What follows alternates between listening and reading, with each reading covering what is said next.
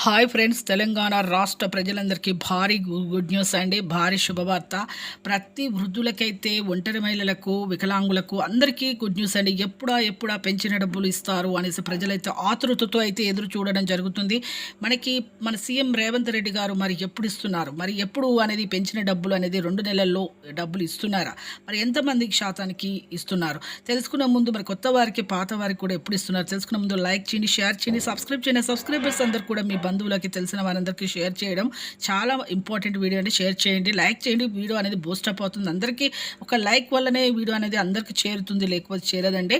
ఒక లైక్ చేయండి, సబ్స్క్రైబ్ చేయండి, షేర్ చేయండి. ఇక లేట్ చేయకుండా అయితే వీడియోలకి అయితే వెళ్ళిపోయే ముందు గంట సింబల్ నొక్కండి. పాత వారికి, వృద్ధులకి, వితంతువులకి, ఒంటరి మహిళ 4,000, వికలాంగులకి 6,000 రూపాయలు అయితే చేయడం జరుగుతుంది. 60% మందికి సదరన్ సర్టిఫికేట్, ఫేక్ సర్టిఫికేట్ చూపించడం వల్ల రద్దు అవుతున్నాయి. వెంటనే మీరైతే ఒరిజినల్ సర్టిఫికేట్ చూపించండి. అలాగైతే మీకు 2 నెలల డబ్బులు జూన్లో అయితే ఎలక్షన్స్ తర్వాత అయితే వస్తాయి.